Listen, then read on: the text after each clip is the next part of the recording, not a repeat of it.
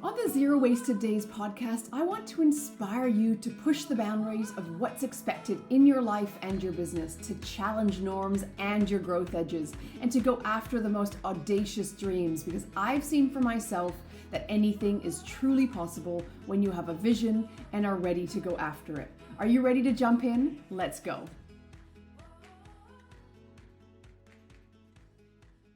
Hello and welcome back. So before we jump into this week's guest, I want to just give you a quick little rundown on who she is, but also some things and kind of changes that are happening around here inside my world. Good changes and next level changes. But my guest today is from Canada. Her name is Janine Rogan, and Janine is a financial expert. She's an educator. She's a keynote speaker. She is an author. She's many, many things. But the topic that she talks about is all around financial security and investing for women in particular. Now, this is a pillar that I'm going to be talking about so much more inside my world. And I know this is something that resonates with my audience, that my clients are asking for, and is actually a part of my life first growth model. So within the strategic side of my model that I teach clients, there are lots of different components, and one of them is wealth creation. So you're going to start hearing more around this because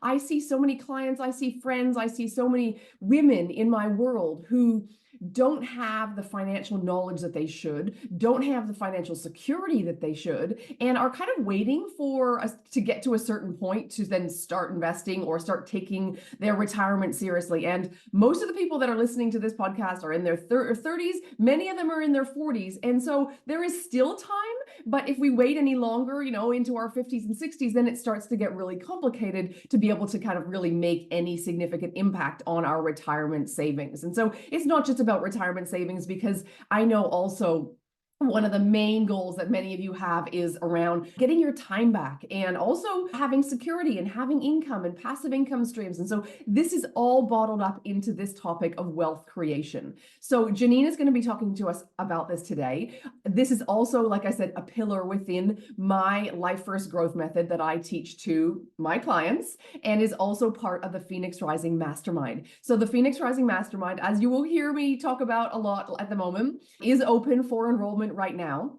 It is a very intimate, beautiful group. It's a hybrid, so it gives you one-on-one calls with me as well as group calls. And then we also have these beautiful guest experts that are going to expand our mind. I like to call them guest expanders because they really are. I want them to really open your mind to some of these strategic things, some mindset mastery, and also some of the pillars that kind of form the foundations of the Life First business model, which are home, health, hobbies, and happiness. So I just wanted to give you the quick little rundown before we jump into this week's episode. And if you have any questions, jump into the show notes, find me on my DMs, find me in my email, and I look forward to having so many more conversations about this topic. Hello and welcome back to Zero Wasted Days. I am super excited to be inviting a fellow Canadian into our space today. It always makes my heart full when I get to interview Canadians, and I have Janine Rogan in here with me today. Janine is a CPA, a TEDx speaker, a best-selling author. She is really all about creating community for women to invest and learn about their money and understand about wealth creation judgment-free. So welcome, Janine. Thank you for having me. I'm so excited. I have followed a lot of money experts and money mindset people, and I just really loved when I approached you. And one of the reasons why I approached you to come on today was because of your just very pragmatic approach to money and finance, and the accessibility and the language and things that you used in your content, mainly on Instagram is what I have mostly consumed. And so I really appreciate the kind of approach that you have. I know that my audience will as well. And I feel as though you embody a lot of wisdom and knowledge and confidence that is beyond your years, maybe. You even on your website, it says you work with millennials. And how did your journey with money really start? And did it start at 5 years old, like your story talks about? Yeah, I think it did. I think maybe that was the entrepreneurship gene in me, and starting a lemonade stand when I was 5. I don't want to say tricking two young boys, but we got to the point to divvy up all the profits for the day. And I convinced these two little boys that all of the coins that we received were worth the same amount, and then proceeded to make sure that all of the loonies and the toonies, if you're Canadian, those are $1 and Yes. $2 coins, were in my pile and the quarters were in theirs. My dad obviously came to tell us and teach us, even though he knew I already knew this, but the value of all of the coins. And he had a discussion with me about honesty and integrity kind of afterwards. But I think that was the start of that fascination with money. I remember him having this big container. I think it like was a case for a bottle of rum he had gotten or something, but we'd collect all the coins, and when it would get super full, we would spend the evening or the afternoon like rolling them and taking them to the bank. So I think money has always been a part of my life, but what was interesting growing up in a family where both my parents were accountants, my grandfather was an accountant, there's a lot of accountants in my family, is we always talked about saving money, but never really about investing money. And it wasn't until I was in university that I really started to understand the power of compounding interest or compounding returns and what that could actually mean for you. It's a difference of over $1 million for people who choose to invest in the stock market and don't invest in the stock market and just keep their money in like a high interest savings account. And to me, when I think about as a millennial, how much money we're going to have to save because we don't necessarily have government pensions like our parents did. Yeah. When I think about that number, it's overwhelming. And to actually physically put, let's say, $1 million away is daunting for a lot of people, myself included. And so to get to that million, let's say, we have to leverage investing to get there. We have to make our money work for us. And I always tell my clients and my students, you work so, so hard for your money. It's really important that it works hard for you as well. Yeah. And so what do you think are the biggest barriers to people listening to you and adopting some of the things that you teach? Yeah, so I really focus on women in my work. I found in the past 5 years or so, there was a lot of comments around, well, women don't have as much money because we buy too many shoes or lattes or avocado toast or whatever we're going to blame today. And I just thought to myself, like, that can't be it. Because if that was it, we for sure would have fixed it by now. Women are incredible. But I think there's a few things. So first, I always look back at what has happened in history. So it wasn't until the 60s where women could actually have their own bank accounts. And it wasn't until the 70s that women could have their own mortgages without a father or a spouse co-signing. So it's only really been one generation where women have actually been legally allowed to be involved from a financial perspective. So I think that does play into it because I think in some families, you haven't seen that person, that woman, take control of their finances, maybe because they couldn't. They legally couldn't up until a certain point. So I think that kind of has to do with part of it. But the other piece of it, I would say, is because women have been kept out of the conversations and we've been told it's taboo, we're cautious to bring it up. I think sometimes women feel talked down to when they're talking to financial advisors or people in the financial industry. There's so much financial jargon out there. That's one thing I really try and break down in my content is making it as accessible and approachable as possible. Because when you go into any situation and someone throws a whole bunch of terms at you, it can be really overwhelming. And I liken it to if you go to a hospital and the doctor comes and just says like all these terms that you have no idea what they mean. Again, it can be super overwhelming and it can be very activating. And I think that definitely is part of it as well. And we've been told forever that talking about money is rude and crass. And if you want money, you're greedy. And if you marry someone that has more money than you, you're a gold digger. So there's all these negative stereotypes about women as well when it comes to money. So I think it's not one thing. I think it's a culmination of a whole bunch of like systemic factors that impact women actually being involved. And I just want to throw all of those things out the window and start from square one with education. Yeah, it's so good. And obviously, like I said at the beginning, the accessibility of the language that you use just makes it easier to understand and easier to digest, and then obviously to be able to integrate into your own lives. And so can you tell me more about your book, The Pink Tax, and how that came to be Yeah, and so what I've it's been in about? the personal finance space for about 13, it'll probably be 14 years this year. This has been a while. And I bought into that narrative that if you just earn more money and if you cut your expenses, then you'll be fine. And then about 5 years ago, I would say that is when all these stereotypes about women, I started coming across them. I know they've been around forever. And I think that's what initially led me into the research of like why women are paid less and why women have less money and what are the factors. Because again, I don't think anything is just black and white. I think everything is incredibly multifaceted. And so the pink tax was actually a term coined in the 70s, and it describes the pricing difference between gendered products. So if you go into a pharmacy or a Shoppers Drug Mart or a grocery store and you go and look at, let's say, shampoo or razors, the pink branded one is almost always more expensive. And even if two items are the same cost, the volume will be smaller on the women's products. And I've seen this everywhere from your grocery stores all the way to like children's bike helmets. The pink one is more expensive, or calculators, or Bic tried to do pens like 10 years ago. And that is something that I just find so infuriating because we're already paid less. So then to hit us again with more expensive items, and we there's actually been some research that came out shortly after my book came out. So unfortunately, it's not in the book, but they are estimating it costs women over $180,000 over the course of their life with just the pink tax. So the book really, obviously, it talks about that, but it also goes further. Like, what are the systemic barriers? What are the systemic things that are impacting women's ability to build wealth at the end of the day and have economic equality? Wow, there's so many questions from that. So much of our conditioning as women comes from this being raised in this patriarchal society. And how do you then see this limiting women? Obviously, there's the pure financial part. How do you see this limiting women in ways as if entrepreneurs or as leaders? Can you Mhm. explain how the patriarchal system works, or how you see it, or how you explain it as it pertains to Yeah. wealth? I'm like, how much time do you have? No, I think there's a few things there. So obviously, we know that wealth equals power. Like, this is the capitalist society that fortunately or unfortunately we live in.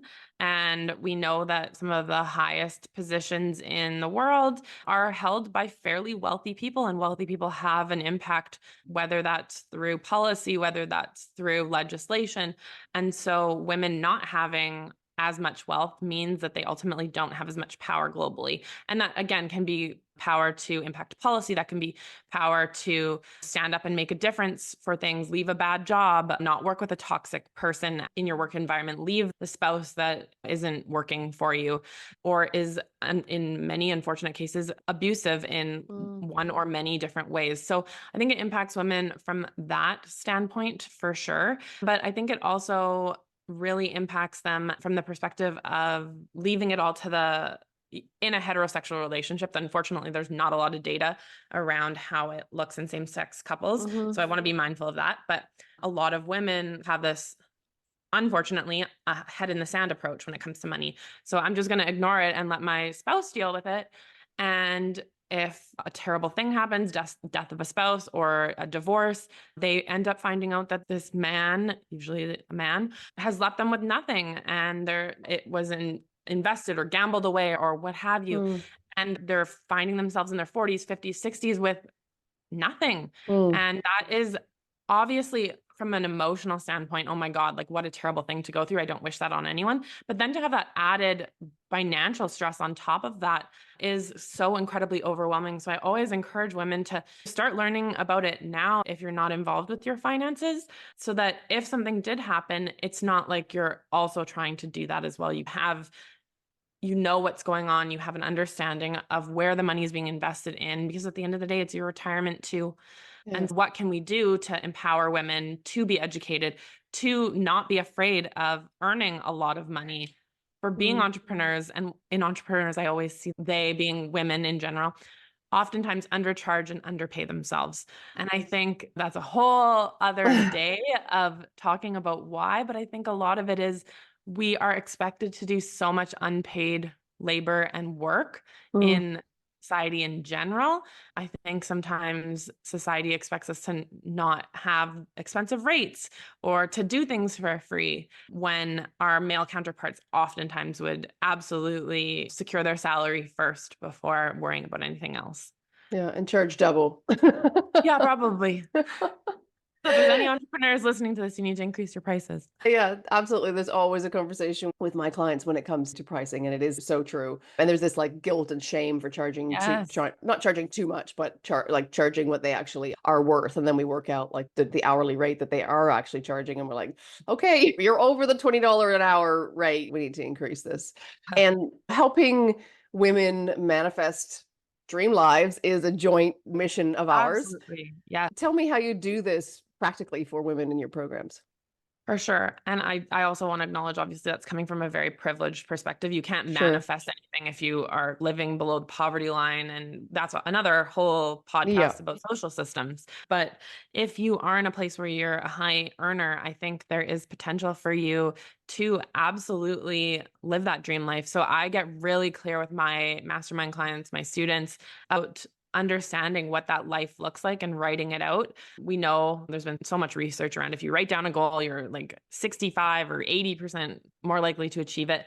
But I get really specific with my clients about what things cost. Are there specific experiences you want to have at certain decades of your life Mm, that are going to cost something? And it's really planning out for those and coming up with those non-negotiables. I'm not sure if you've come across Ramit Sethi's work, yes. but he talks about your non-negotiable rich life rules. So maybe that's flying first class, whatever it is for you.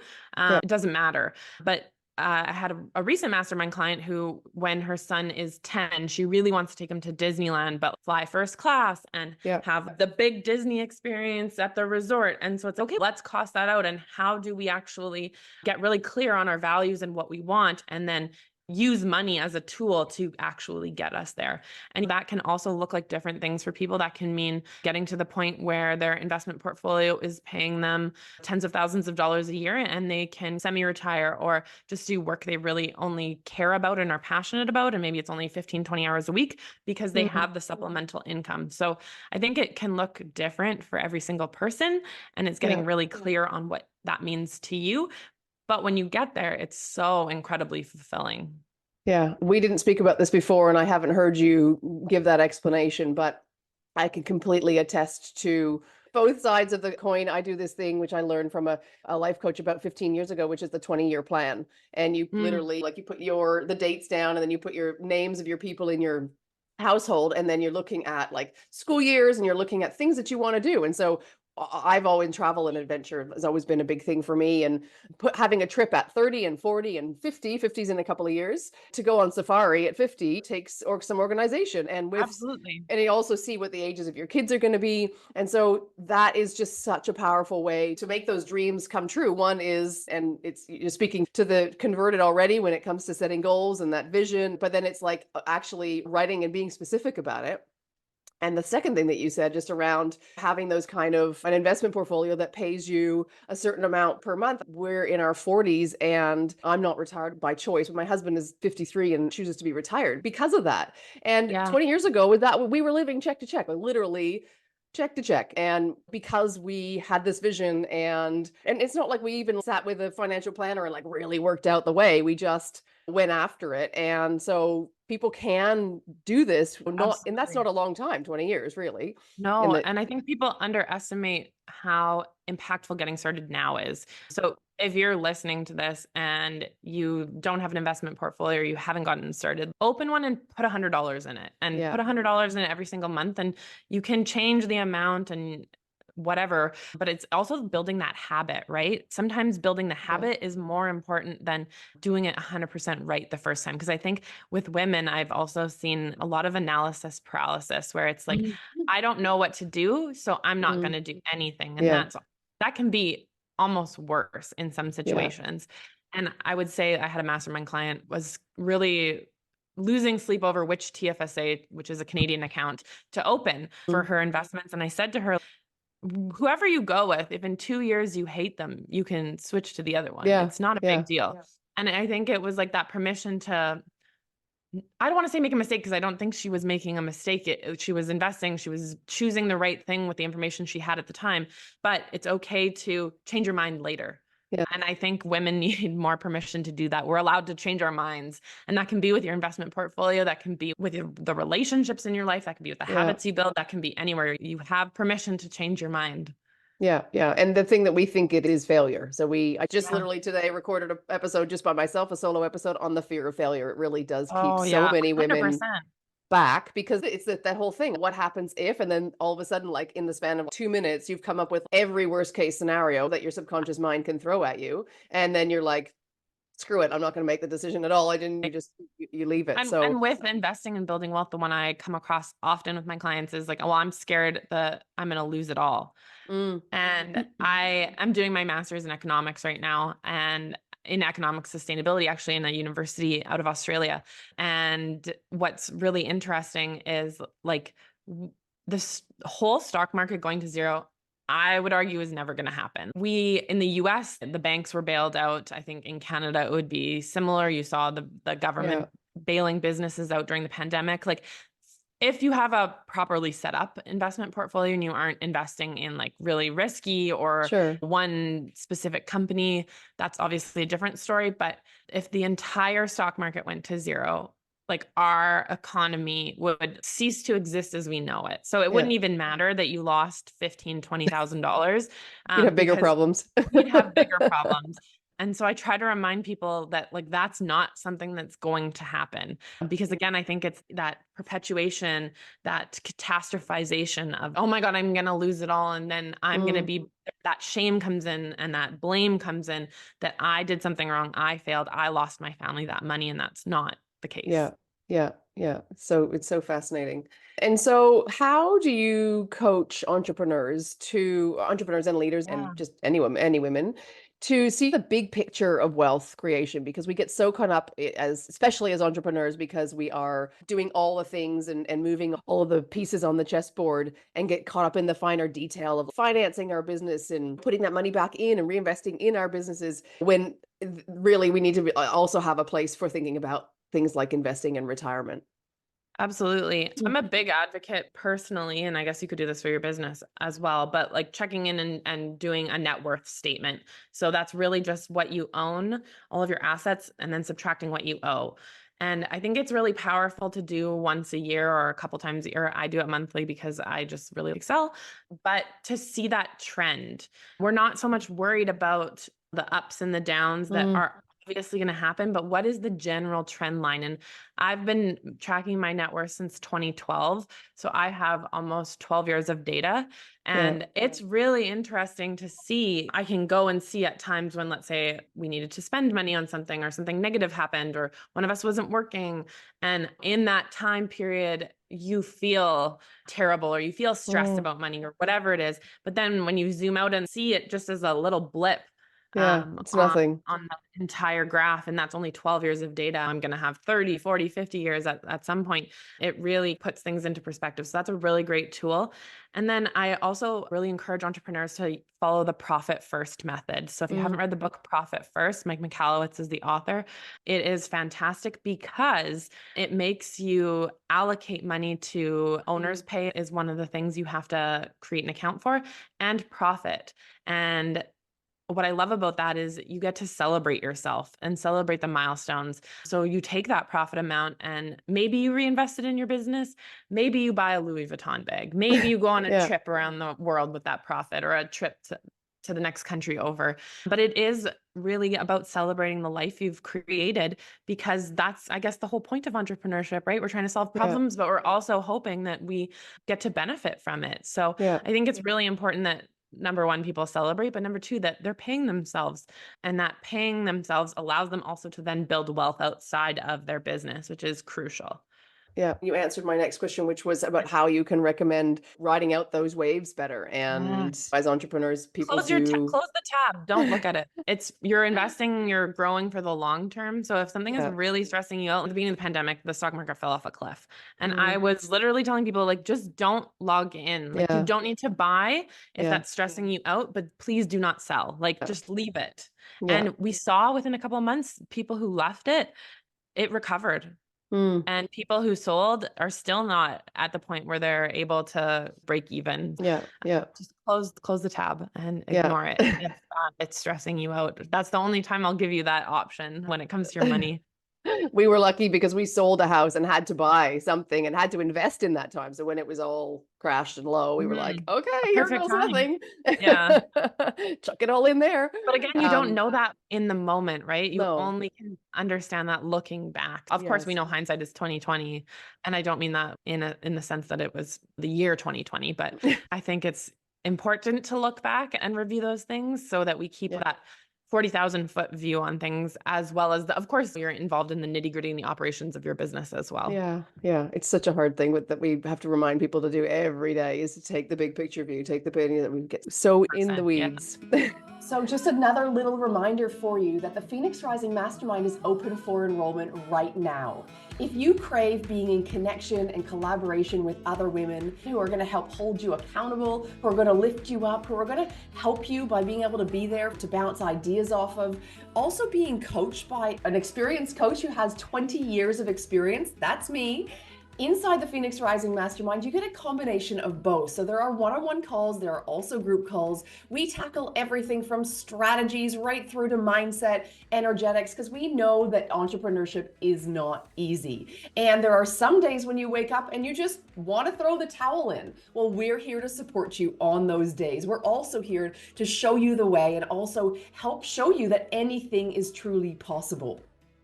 The Life First Method is all about helping you thrive along the way while you grow your business and not have to wait for like someday when you feel like you're going to earn it and merit it and be at some point when you can actually start living your life. So if you are interested in Phoenix Rising, jump on the website, DM me, email me, and let's book a call to discuss whether or not Phoenix Rising is a fit for you and whether or not it's the next step on your journey. And so I work with women all around the world. I have Australian clients, Canadian, UK, and US. Would you say that it's possible to generalize and provide us with kind of top three wealth creation tips that are universally available that women and entrepreneurs and people that are listening to can jump on today? Yeah. So first one always is invest and get started. Yeah. So if you aren't investing or if you don't know what you're invested in, it's time to figure that out. And I think education is always the first place to start for me. So understanding what that means and that can take some time and that's okay too. And reminding yourself that you're a beginner there because building that wealth, like you said, 20 years is, I would say, a medium amount of time in your life Sure. cycle. If we're saying we live 80, 90 years, so a medium amount of time. But if you actually get started and invest frequently for 20 years, that will have a huge impact on your life. Like you will get to the point where you're able to retire or semi-retire and choose to work in the area that you want to work in. So I would say investing is always number one.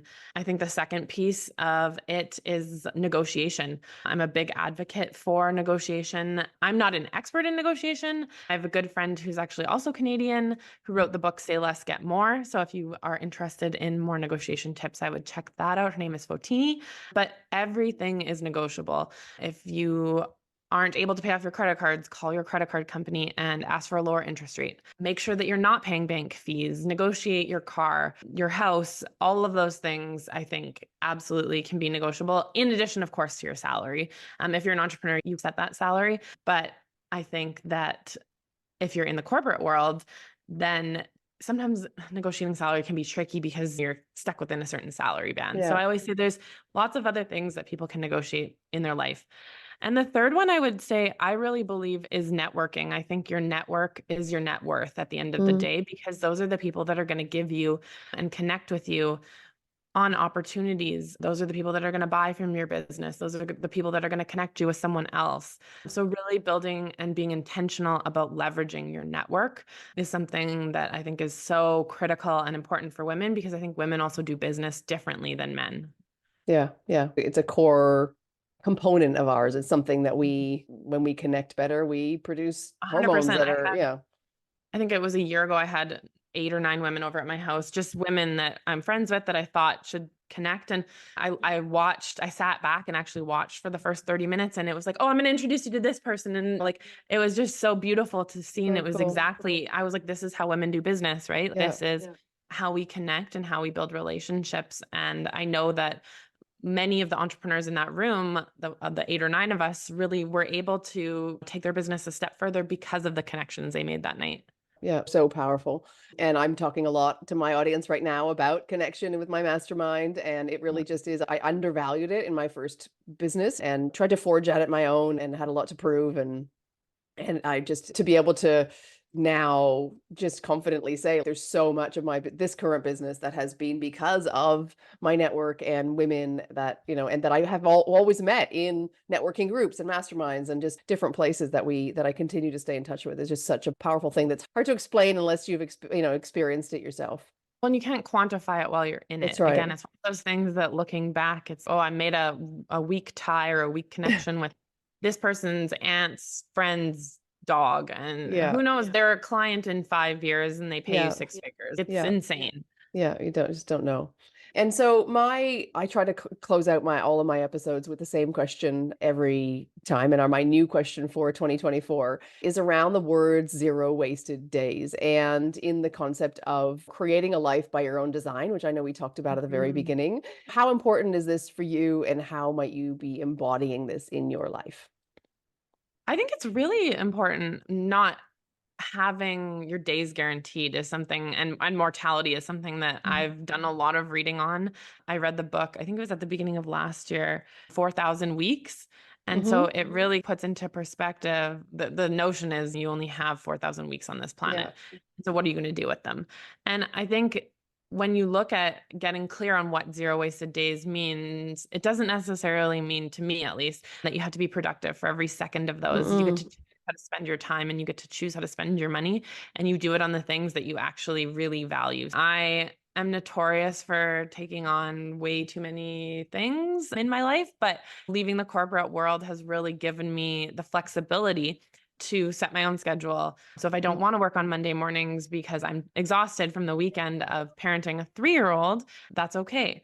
But Yeah. I also get to leave my desk at 4:30 and go get him and be able to have some quality time with him, all while still earning an income and making a difference in the world, where I don't think I had that in the corporate world. I was obviously always on someone else's time clock. So I think that is something that is so powerful. And we have finite resources with time and with money. Mm. And choosing how we get to allocate them, I think, is like the greatest gift. And being able to take that gift and do it in a way that is valuable to you as an individual. Oh, that is just so good. That gave me goosebumps. It's the power of Oh, I'm like, I power of should write that down. That sounded really good. Don't worry, we'll get the sound clip when my editor goes through this. That was a good one. But yeah, it really is the power of choice, right? It's the power of Yeah, choice and the ability to prioritize. And you're exactly right absolutely. in that reflection of zero wasted days doesn't mean you have to be working every single minute of the day. It means that you get to have that choice. And some days, if you do want to lie on the couch and do nothing because you've had an exhausting whatever sleep or a weekend and you haven't slept, then that's your choice. And to not feel guilty in doing that as well. Absolutely. Yeah, I just love that. Yeah, I love that. we don't have to earn rest is No. something that I've come to terms with in the entrepreneurship world. We don't have to do anything to be able to Yeah. rest. We get the right to rest, I think. Yeah. Yeah. And that takes a lot of rewiring for women because they were not raised that way. We're No, oh my God. good girls if we're being productive, right? Yeah, I saw a meme the other day and it was like, are you enjoying your family Christmas holiday or are you the firstborn daughter? Meaning, if you're the firstborn daughter, you're the one in the kitchen with your mom helping with Yeah. all the things and clearing the table and making Yeah. sure everyone's drink is full. And I was like, I just resonate with that so much because that was Yeah. me Yeah. growing up. Yeah. Listen, Janine, it's been really great to have this conversation with you. I think we could continue on and I could ask you lots more questions and have a good old chin wag, as they say. I don't know if that's an Australian thing or a British thing. I just pick up terms Yeah, that I'm no, not sure fair. where they come from. But yeah, I really appreciate you taking the time. I know that my audience will absolutely get so much value from this and help them expand their mind into, the idea that wealth creation isn't something that they have to work towards it. And zero wasted days and what I teach is all about living your life now and not waiting to a certain time to then start working on these things. So thank you for opening our eyes to all of that. Oh, thank you so much for having me. I agree. We could probably talk for a whole day on this topic. Yeah, absolutely. And so before we just finish, can you tell everybody where they can find you and the programs that you have? Obviously, I Yeah. talked about your book, but please let us know. Absolutely. Come follow me on the internet. I'm Mm. on Instagram, LinkedIn, TikTok, YouTube at Janine Rogan. It's pretty straightforward. Mhm. You can check out the book at pinktaxbook.com. And if you are interested in working with me or understanding more about wealth building, the wealthbuildingacademy.com has both my investing course where I teach women to invest, and there's a community aspect to it. And then I also lead small group masterminds for women that are ready to step into the power of building wealth. So that's all available there. Beautiful. That's amazing. So good. Thanks again, and we'll speak to you soon.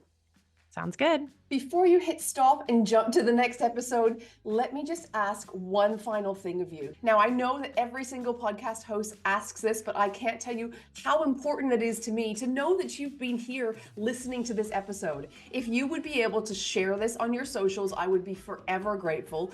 Even better, if you could actually jump on and give this a review. So if you're on your phone, scroll down to the bottom, give us a review, and this helps tell Apple and Spotify that you actually love this podcast and helps share it with the world. I really appreciate you being here every single week, and I appreciate you taking the time to share, rate, and review Zero Wasted Days.